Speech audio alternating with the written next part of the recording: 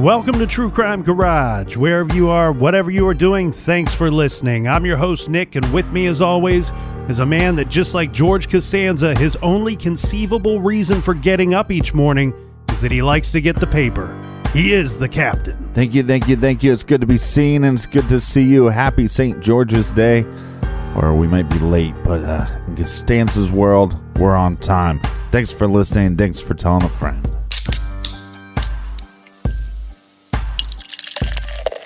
Today we are drinking James Boag's Premium Lager, garage grade 3 out of 5 bottle caps. This lager is brewed in Tasmania. It's a European-style lager made up with the finest Pilsner malts, fermented at a much cooler temperature and matured longer than other lagers, resulting in a crisp lager. And today's beer was brought to us by these cool cats. First up, thanks to our good buddy Matthew at Carolina Custom Metal and Wood. And a big shout out to Megan in Santiago, California. Next up, a shout out to Nattlesnake and Bad News Taylor in Seattle, Washington. Also in Seattle, our buddy Ian, who has been listening since the first episode. Cheers, mates. And a big shout out to Austin from the Ohio State University. And I throw out a like your jib to Rusty from Hoax Bluff, Alabama. Rusty. And last but not least, our good friend Griffin from Birmingham, Alabama. Thanks to everybody for filling up the fridge for this week's show. If you want to help us out with next week's beer run, we're gassing up the truck. Mm-hmm. All you got to do is go to truecrimegarage.com and click on the donate button. And we're going to have a mega tank top sale pre-order the next couple weeks, so check that out on the website as well. And that's enough of the business. That's right, everybody. Gather around, grab a chair, grab a beer. Let's talk some true crime.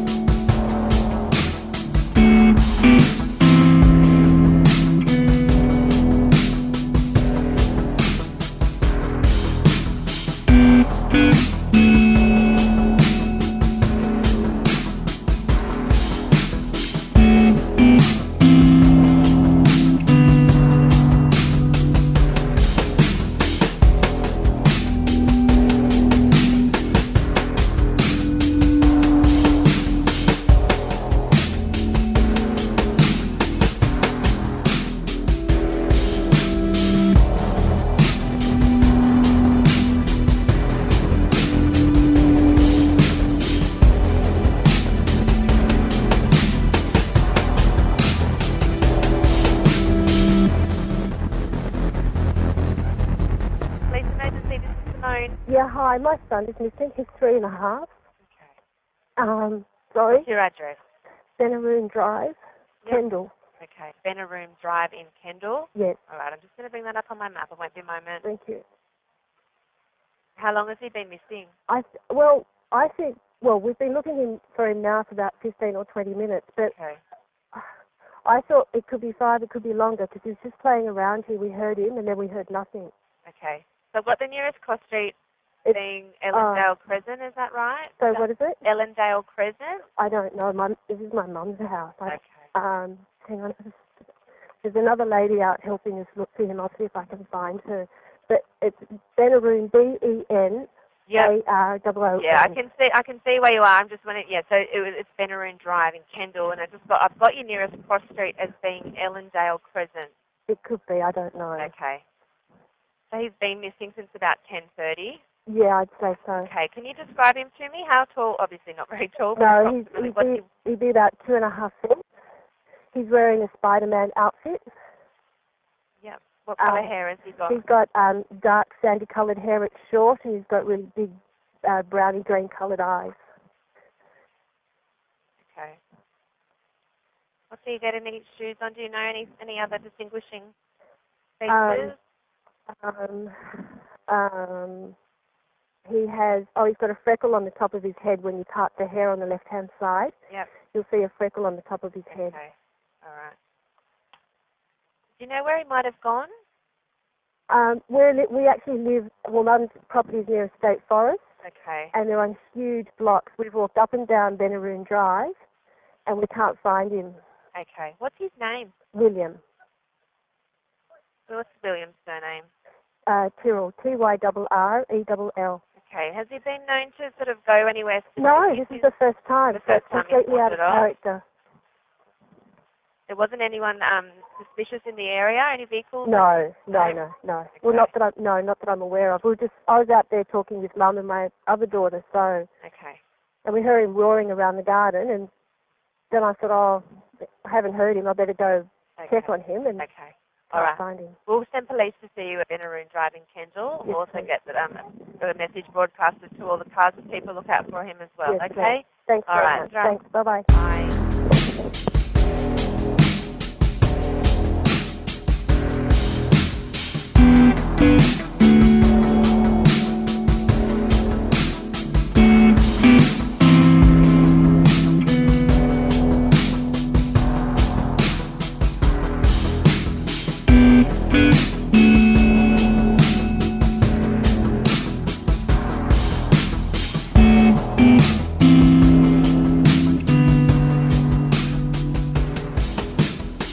Today's case takes us and the flying garage ship to a foreign land and unfamiliar territory, and we will do our very best to try to fit in while we are here. This is a horrific story of a little boy who was reported missing, and a very, very odd story at that. I actually thought of that documentary out there called Missing 411 when first reading about this case. That's a documentary about a couple of different stories of children who have gone missing and seemingly just vanishing into thin air. So this is one of those types of cases. This week's case takes place in Australia, and at the center of this case is William Tyrrell, born June 26, 2011. Now, William disappeared when he was just 3 years old. William Tyrrell was still a baby when he arrived at the home of his new foster parents. Reports out there suggest that this was to be a permanent arrangement. The baby boy had been removed from his biological parents, both of whom had encountered problems with police.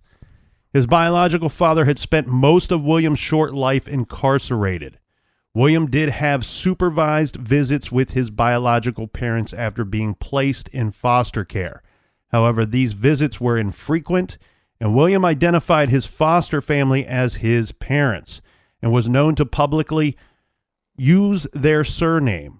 So one tricky thing here in this case, Captain, is that the name of the foster parents has not been disclosed to the public. So just to be clear, William's last name, as reported on TV and in the papers, is Tyrrell. This is the surname of his biological mother and not that of his foster parents. Also, before we move on too far, we should mention that while William's biological parents had run-ins with the law, there is no indication that they were ever violent to the little boy. Carly Tyrrell is William's biological mother, and the father is her estranged partner, Brendan Collins, who is also known as Bonesy. He has been described as a career criminal by the media, but a relative said, I wouldn't say he's made much of a career out of it. Now, don't quote me on this because, well, the thing is... So he's, not only is he a criminal, but he's a loser criminal. I think, to be completely honest, I don't know 100% of the details of this man's run-ins with the police and being behind bars. He has been in jail multiple times. When the media states career criminal, I think of somebody that's a criminal to survive, to kind of make money and to get things and get by in life. Mm-hmm. It appears to me, from what I've been able to dig up, that most of his run-ins with the law stem from alcohol and drug problems that he has, which, that nobody makes a career out of being an alcoholic and a drug addict. Well, some people do.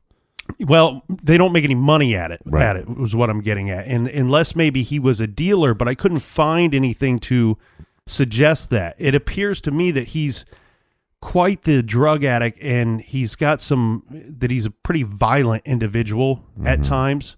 And it appears that there had been several domestic violence charges on this guy as well. So for some reason, they take this boy away from his parents and give him to a foster family. the boy goes missing, but we're not allowed to know anything about the foster parents. Is there a reason why we're not allowed to know anything? Well, I don't fully understand this, and I think it has something to do with Australian law or law of that area. So these foster parents have, when William went missing, they have more than one foster kid in their care. Mm-hmm. And I believe that the reason why they cannot disclose their name has something to do with that foster care situation. That either they're protected by certain laws, or that because they're trying to gain full custody of this other child that they have in their care, right? That their name cannot be disclosed for that purpose.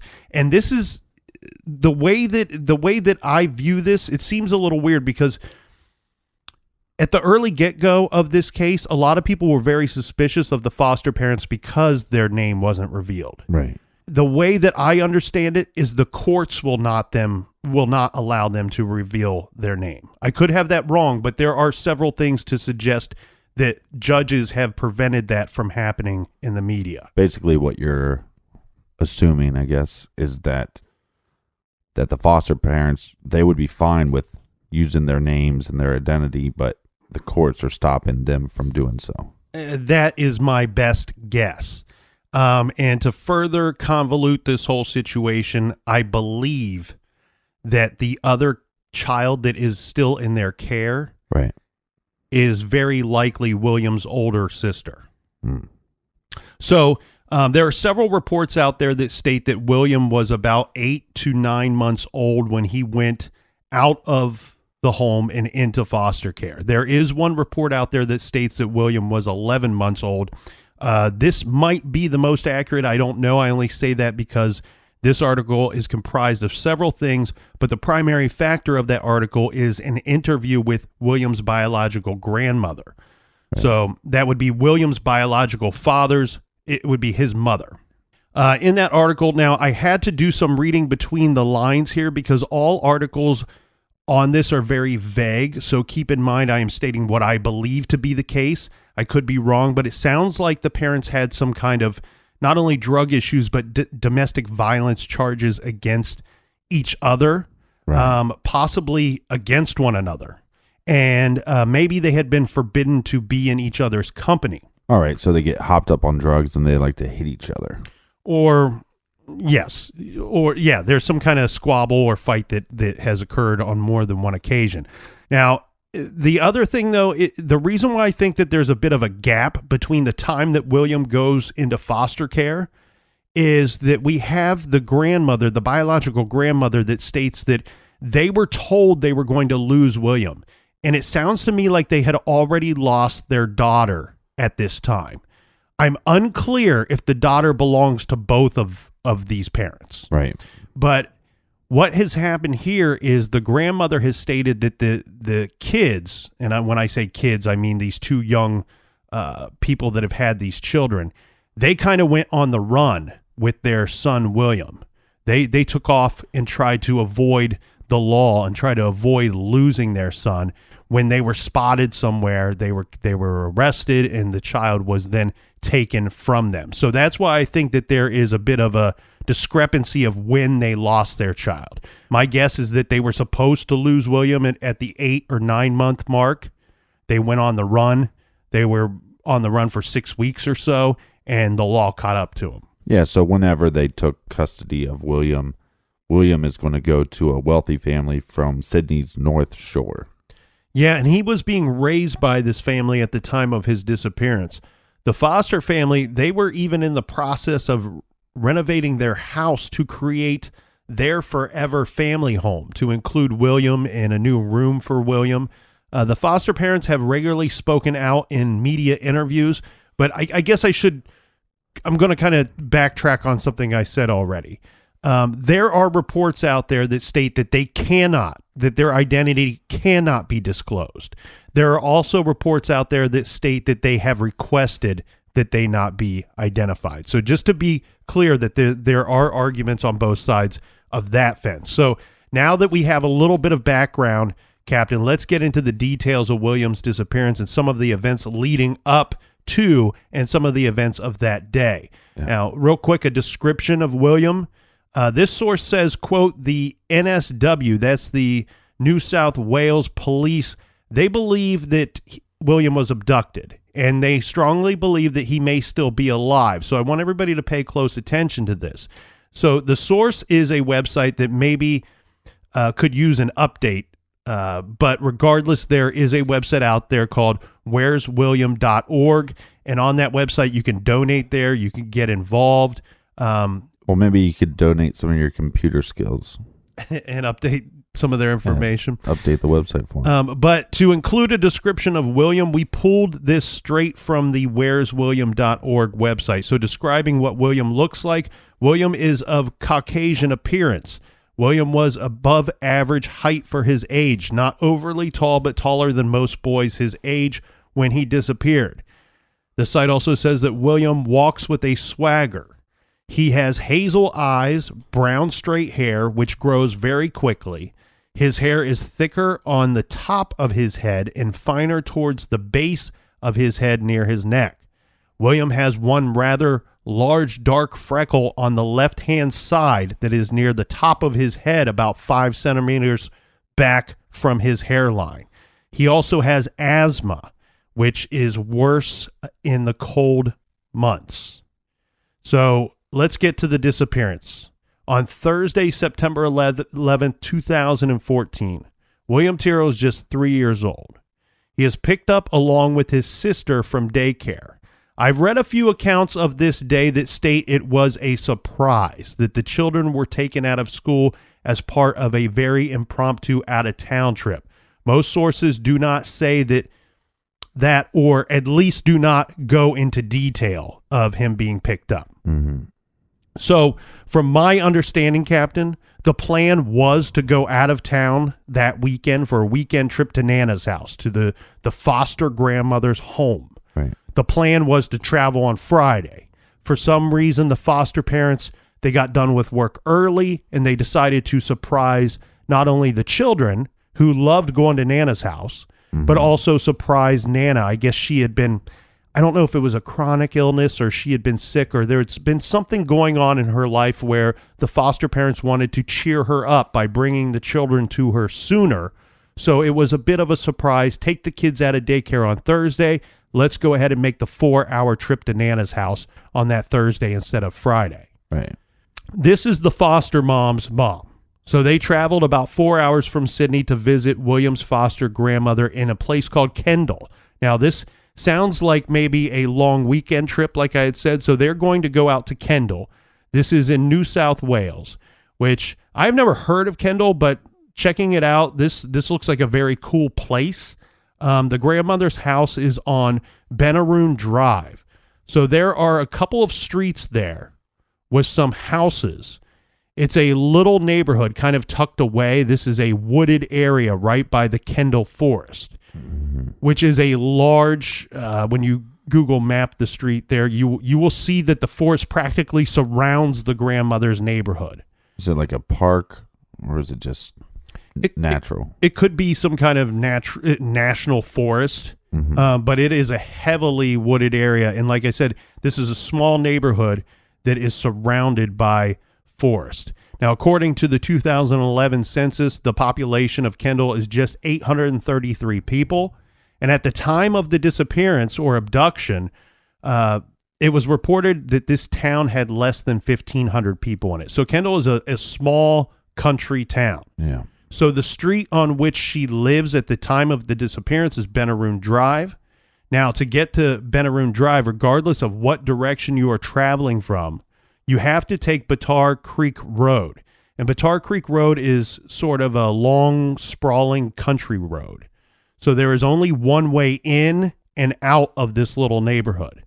Benaroon Drive has a few more than a dozen houses located on Benaroon, and there's a short street that comes off of Benaroon. The name of that street is Ellendale Crescent, which only has probably less than 10 houses on it. Okay, but this could be important to this case. Yeah. So that's why I point out all these things, and we will see why. But the important thing to picture here is both Benaroon Drive and the attached street of Ellendale are both dead-end streets, and you can only get into this little neighborhood when traveling the roads from that country road, Batar Creek. Right. So the family of 4, they stay the night at grandmom's house. Yeah, so we have 5 people in the house. Correct. The next morning, this is the day that the little boy goes missing. So we want to go through a detailed timeline, right? This is going to be Friday. Yes.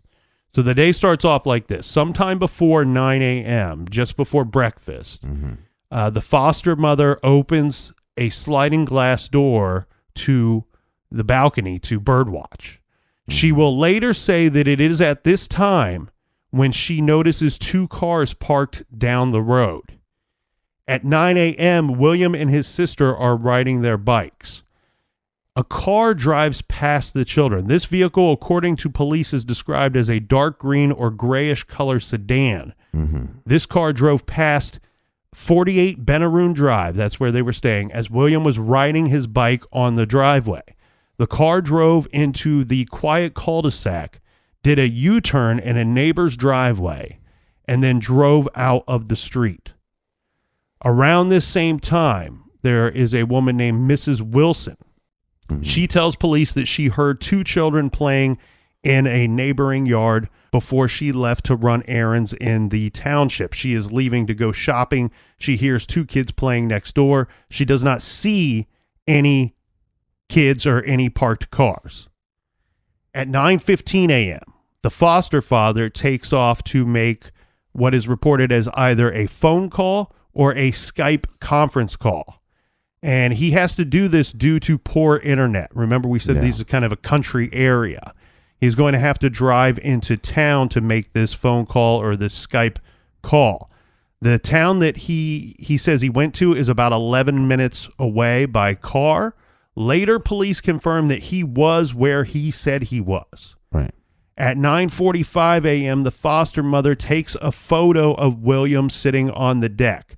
The time and date are confirmed later by police. Now, this says become a famous photo. He's wearing a Spider-Man outfit. Yeah, and this is incredibly like a very weird coincidence, I think, here, because, you know, often with these children, when they go missing, one of the first things that police and detectives are going to try to get from the parents is going to be, give us your most recent photograph of your child. Give us your most updated photograph of this little boy or little girl. Yeah. And here we have a situation where maybe just minutes before the kid goes missing, the stepmother, foster mother, right, she takes 3 pictures of William at that time at 9:45 a.m. And one, like you said, Captain, is the now famous photo of William Tyrrell, where you can see him playing on the deck. He's wearing a Spider-Man outfit, you know, shirt and pants. Yeah, it's probably like Spider-Man PJs. Yeah, and you can.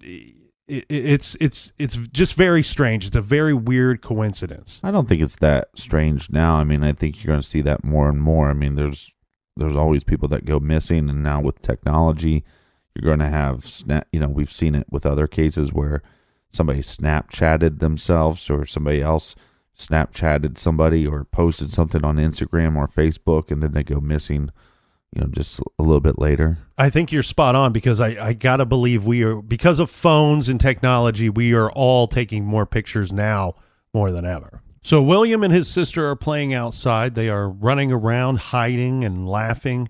You know, they are just little kids, so probably screaming and yelling as they are having fun. They are playing games from about 10 a.m. to about 10:25 a.m. So the home has a large deck on the back of the house. It's like a balcony deck. Now, it sounds like maybe the last game or activity that the kids were playing would be kind of like hide and seek. Little William was running around to the back of the house and hiding under the deck area from his sister. At approximately 10:15 a.m., this is the last time that the foster mother says that she physically saw William. Okay. One of the investigators' words are, quote, Our starting point is approximately a 5-minute window when young William walked around the side of the house into the backyard and disappeared from sight while his mother and grandmother went inside for a cup of tea. Now, moving on, at 10:30 a.m., the foster mother notices that she does not see William, nor does she hear him anymore. Remember, we said that they were screaming, yelling, roaring, laughing. Yeah. I think she made claims that he constantly was doing this like roar like he was a lion or a tiger. This is when she decides to go looking for him. Now, the grandmother at this time does not know where William is either. Then the neighbor, this is Anne Marie Sharpley, she spots the mother and the grandmother searching for the boy, so she decides to join the search. At around 10:36-ish, let's say, another neighbor reported that his wife had left the house around this time, and he stated that his wife didn't see anything unusual at this time. At 10:50 a.m., the foster dad arrives home, and in all honesty, this is a bit of a guess here, but I'll show you how I got to this 10:50 mark. So nothing complicated here, but there are two things that point that this is a pretty accurate time. One, the foster mom says that the boy was missing for about 15 to 20 minutes before her husband had returned to the home. Mm-hmm. And two, the husband says that he had returned approximately 5 minutes before they called emergency services. And we know that that call came in at 10:56 a.m. So at 10:56 a.m., the foster mother phones 000 emergency services with the neighbor Anne Marie Shipley. When the foster mother is asked how long had he been missing, she answers, "We have been looking for him for about 15 to 20 minutes.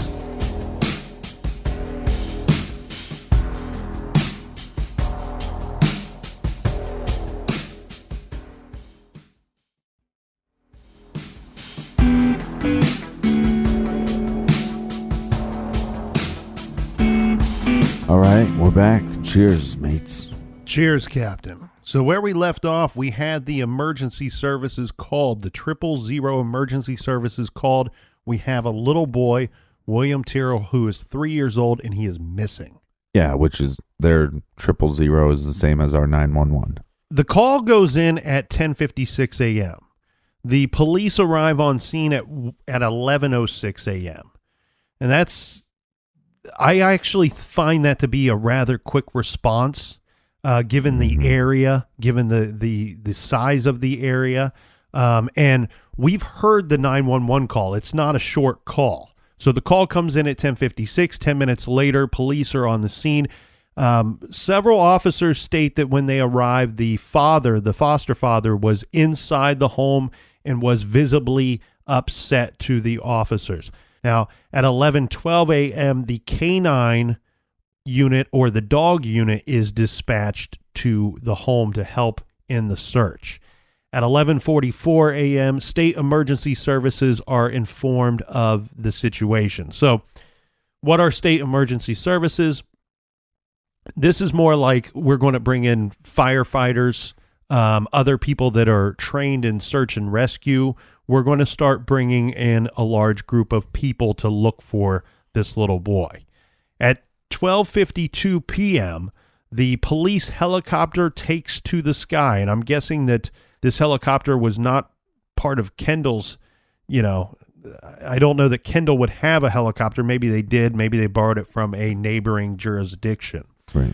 At 1 p.m., just a little more than 2.5 hours after 3-year-old William Tyrrell was last seen by his foster mother, 100 people had joined in and were desperately searching for the little boy. So as far as the early investigation and the search for the little boy goes, hundreds of police, members of the state emergency services, rural fire service, and members of the community searched day and night for William. Specialist police, including the sex crime squad, they formed a task force. It was practically immediately formed. As the day went on, they formed this task force. Motorcycles and helicopters were brought in to join in the search. 200 volunteers searched overnight. Hundreds of people combed rugged terrain around the home, and police divers searched waterways and dams. The police searched every house in the area that surrounds Benaroon Drive several times. The police detection dogs were brought in, and they managed to detect Williams' scent, but only within the boundaries of the backyard. So let's go into that in a little more detail, shall we? So let's start with the houses being searched. Yeah. So police searched each of the 21 houses that surrounds Benaroon Drive, the street where William's grandmother lives. They searched the houses not once, not twice, but 3 and 4 times. Thrice. Yes, each time using different personnel to make sure that a fresh set of eyes looked at every possible angle, every possible clue. It seems like all the neighbors were willing to help, and hey, you want to search my house? Come on in.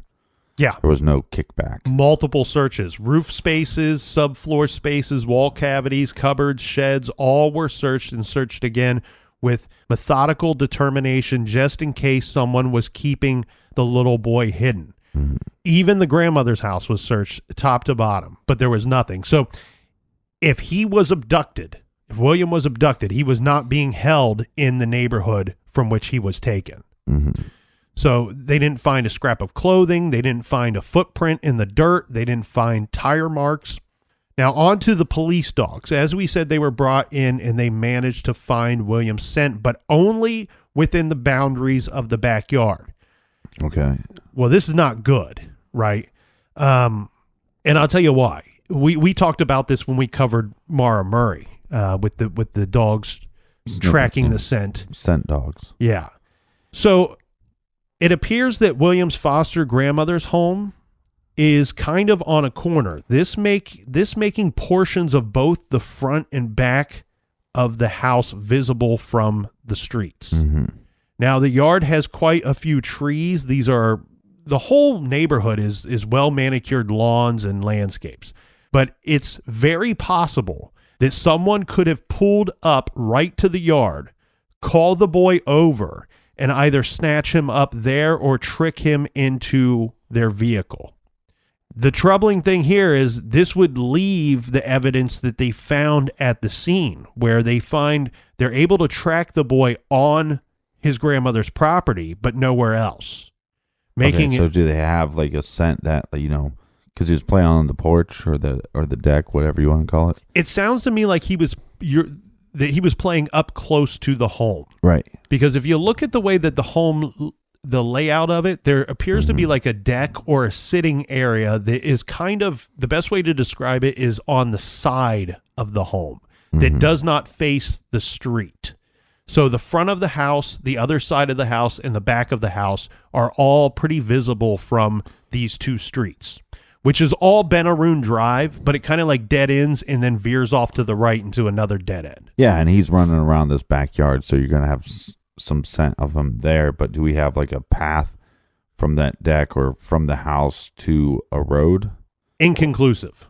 Okay. All reports state that they were able to track his scent, but only found the scent within the boundaries of the grandmother's property. Right, so we don't know where it stopped or... Right. And that's what I mean. I'm curious, could somebody have pulled up right to the property line and coaxed the little boy into their vehicle, or just jumped out and grabbed him real quick? Right. Yeah, and if you pick him up in the air, that you would assume that the scent they would lose the scent. Yeah, and from our experience, Captain, you know this, unfortunately, most of the time when we see a situation like that, if that is in fact the case, we don't know that because they've not been very detailed in their report of this. But if in fact that we have a trail and then all of a sudden there is no more scent anymore, we've found that most of the time that means that they were picked up or they got into a vehicle. Yeah. So 1 minute we have William running in the yard based off the scent dogs, and then 1 minute he's gone. And another curious thing here is that he's supposedly playing with his older sister. Yeah. But so is she just on the opposite side of the house? Because I couldn't find a statement from her anywhere. Yeah, this is very troubling to me. Now, when we say older sister, we don't have a whole lot of detail of how old she is, but when I hear that they're taken out of daycare to go on this trip, like 32. I'm assuming she's probably, like 5, maybe 4 or 5. Right. So slightly older than William. But yeah, like you said, we don't have any witness statement from her saying, hey, I saw this happen. Or this weird person entered the yard. Mm-hmm. Now, I do want to point out here, this area, this Kendall area, having never been there, I'm going to make some guesses, some inferences here. It does not look like a cheap place to live. Okay, these are very nice homes. This neighborhood, from the houses that I could see, all appear to be very nice homes, well maintained, and the lots are very big. The yards are very big. Now, there are, like I said, in the grandmother's yard, as well as other yards surrounding it, there are a lot of trees and landscaping and things like that going on. So could he have been grabbed and there was an obstacle between his sister and him of pine trees or something of that nature where she couldn't see what was going on? Or maybe whatever game they were playing just kind of fizzled out and she was doing her own thing and not really paying attention to her little brother.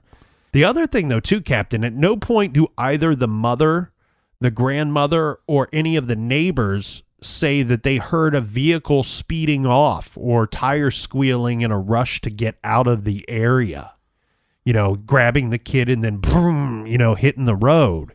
How did that go again? That was not a very good. I have some bit of a head cold here. Yeah, so you're bad at sound effects now. But why? Look. If you're going to commit a crime or you're going to abduct somebody, wouldn't the best way to do that always to be even keel and just like you grab the kid, you get in your car, you drive at normal speed. You drive, right.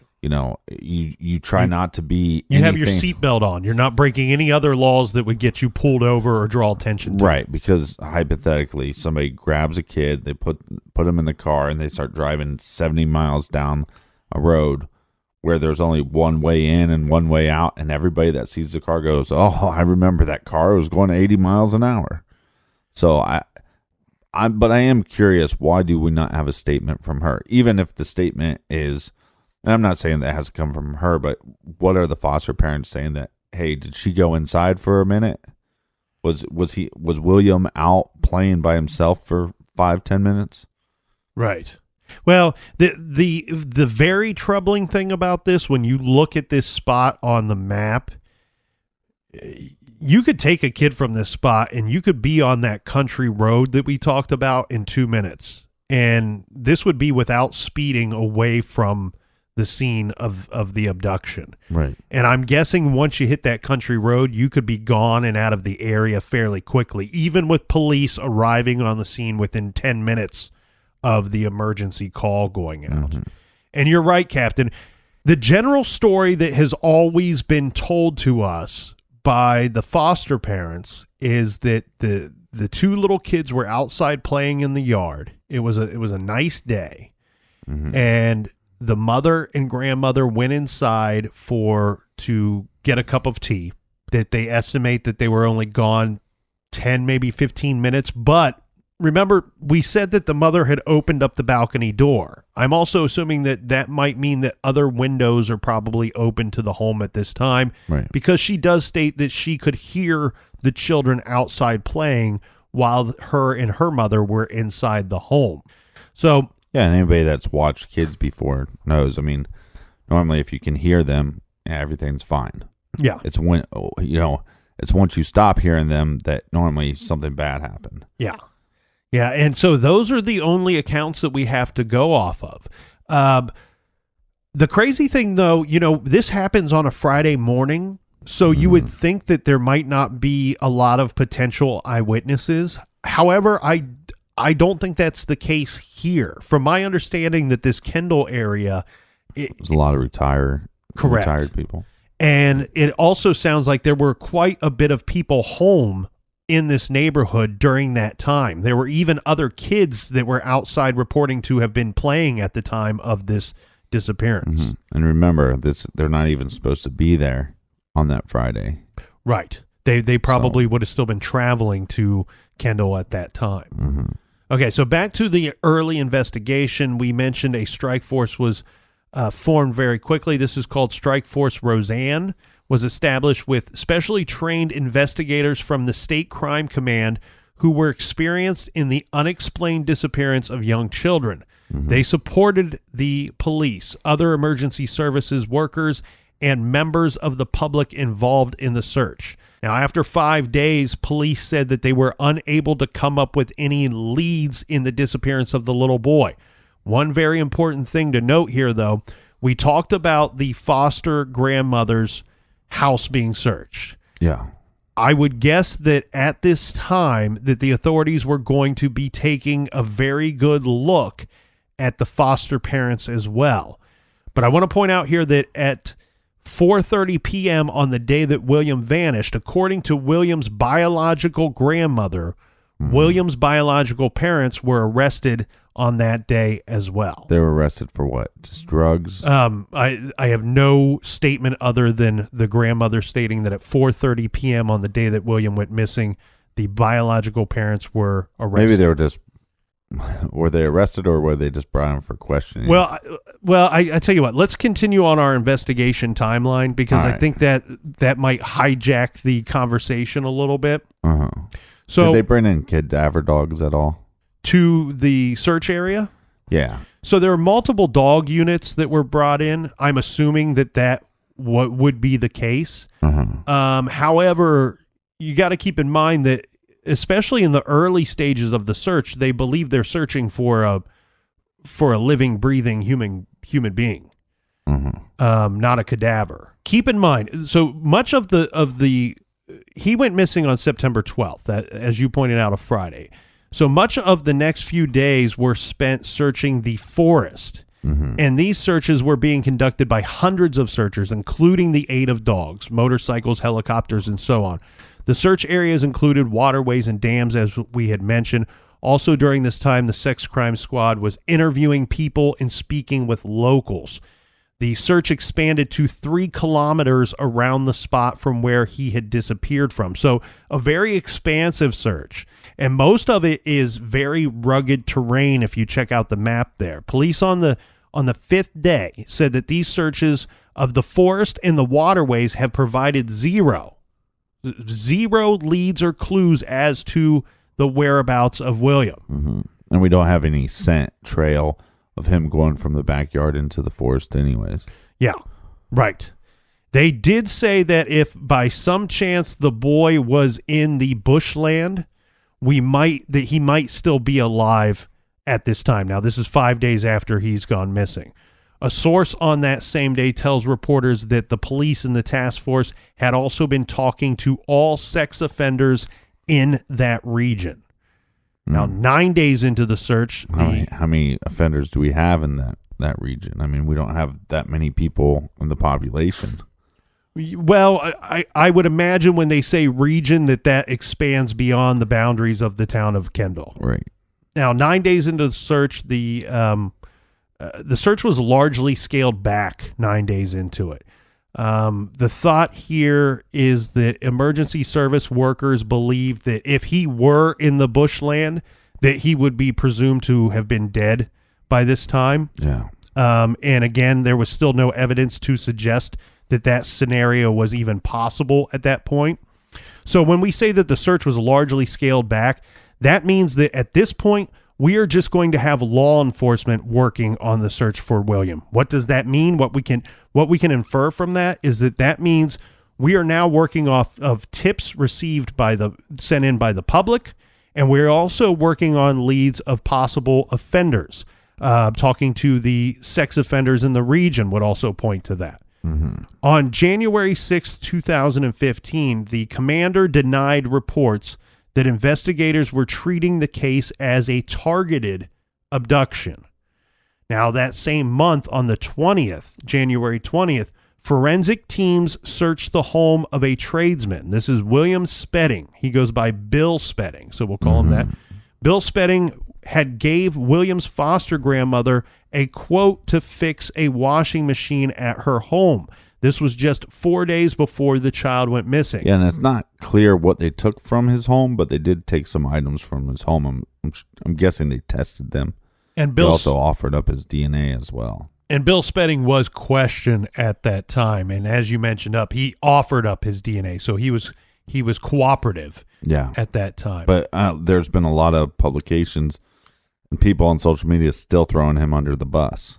Well, we will learn that Bill has a questionable background involving allegations with him and children. And so that's going to keep him in the spotlight. Yeah, keep him in the spotlight and in the target of the public. On March 2nd, 2015, police and homicide squad units began a new search. This was for the body of William in the dense bushland of Bonnie Hills off of the Pacific Highway after receiving a tip from a member of the public. This was an extensive search. This was not an easy area to search, but they did it anyway. Nothing was found as a result of this tip.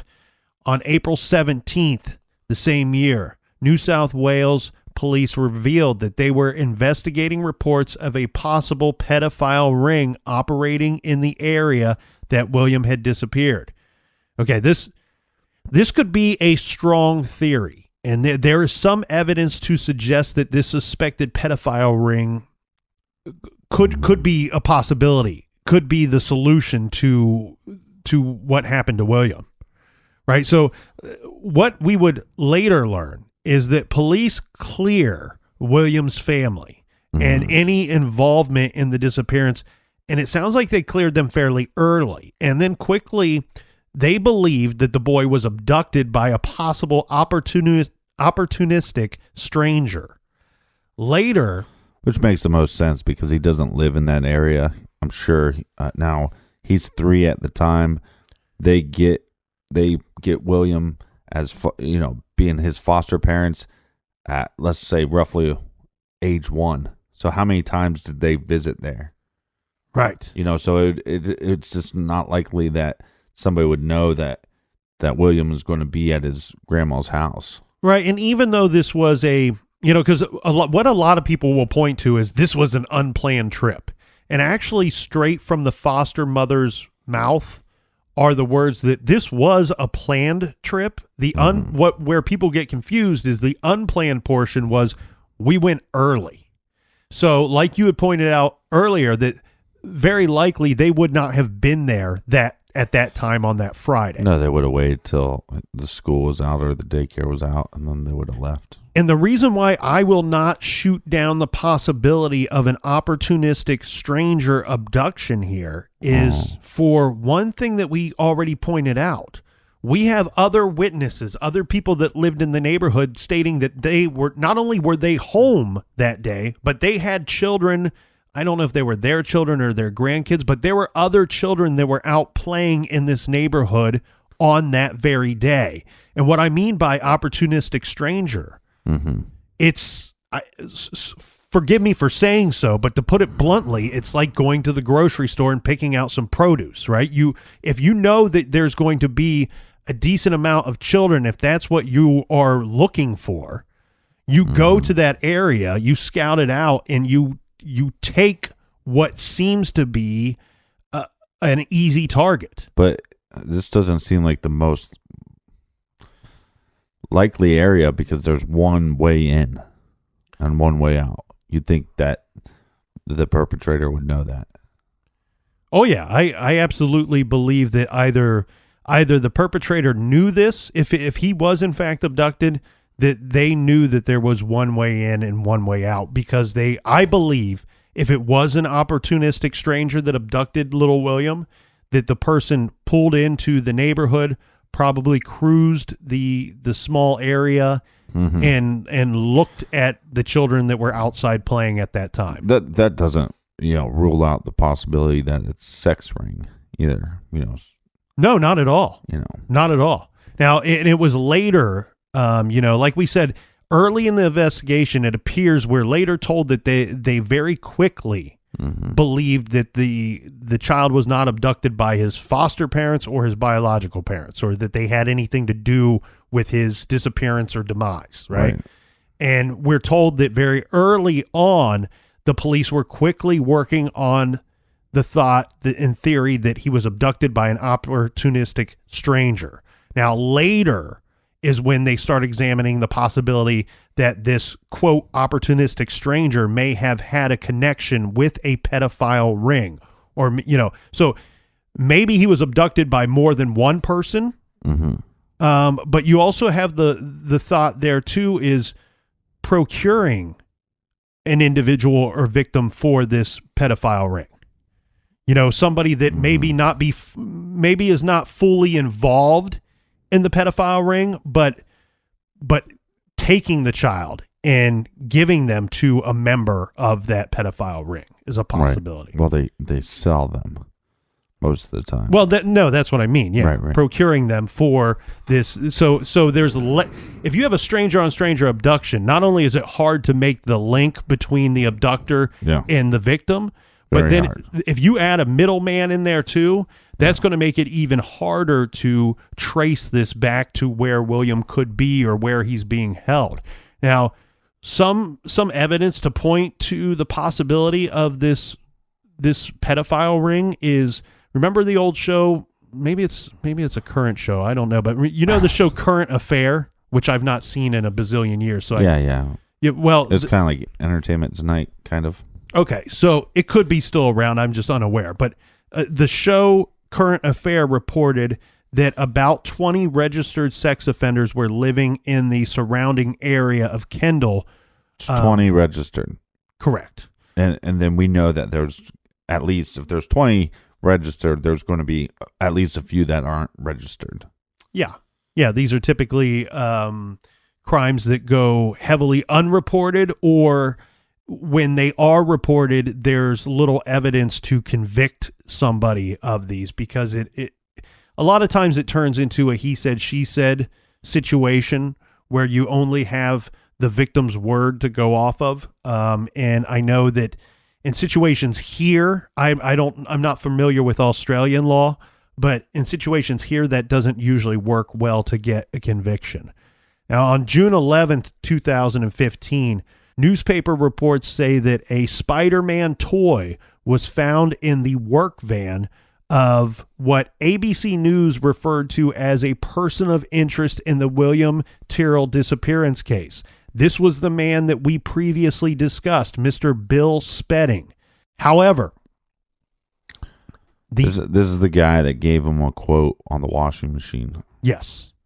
That his house was searched. He offered up his DNA. However, the New South Wales police would not confirm the discovery of this Spider-Man toy or comment on this story at all. So where we have this reported, we don't have police confirmation.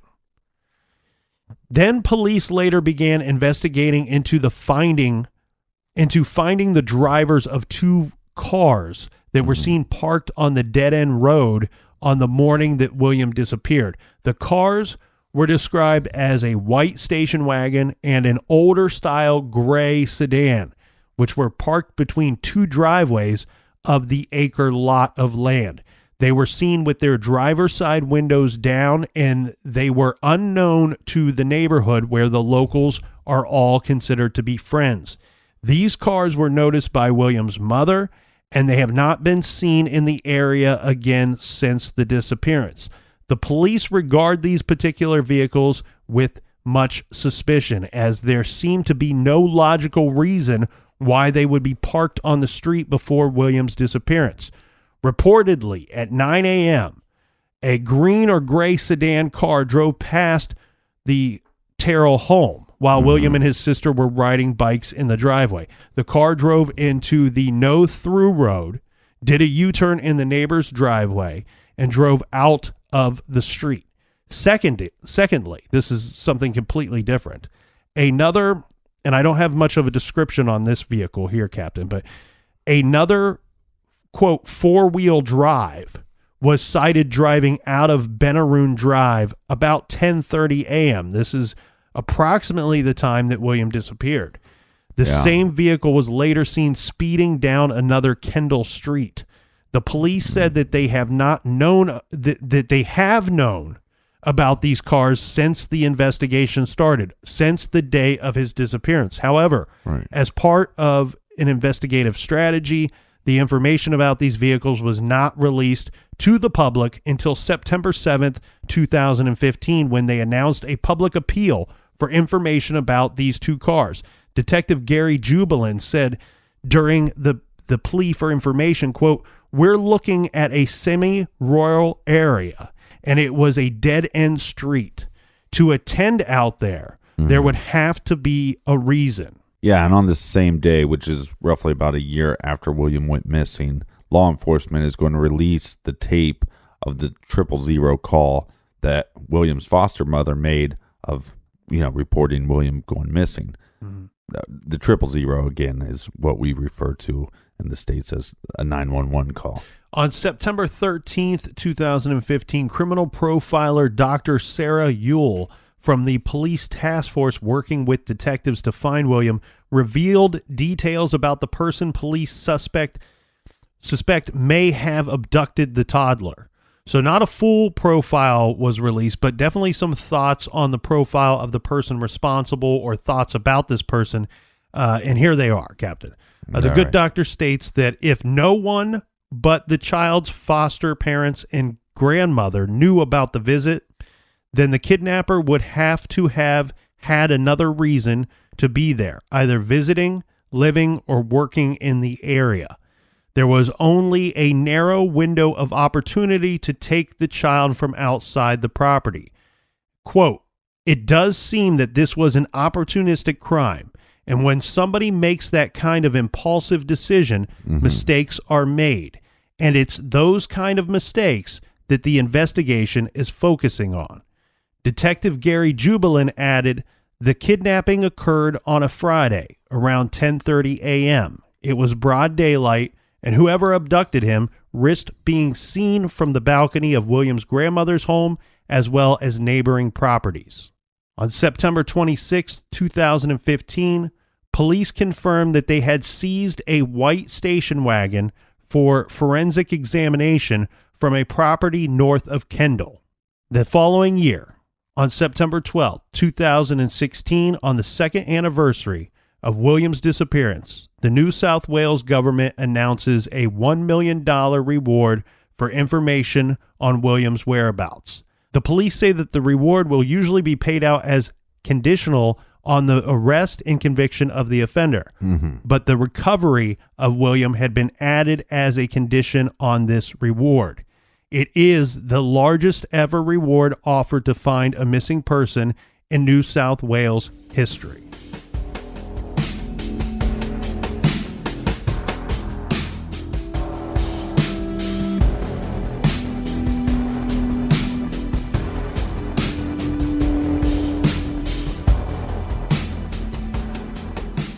And started in May, all of our old episodes will be available exclusively on Stitcher.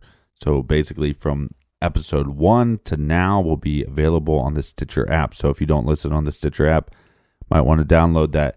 And also our show Off the Record on Stitcher Premium, which is basically the Netflix for podcasts, starts May 1st as well. Thanks, everybody, for joining us in the garage today. If you want to help and support the show, subscribe to the show, tell your friends about True Crime Garage, go to iTunes and leave a 5-star review. For everything else True Crime, go to truecrimegarage.com. We will see you all back here in the garage tomorrow night. Until then, be good, be kind, and don't litter.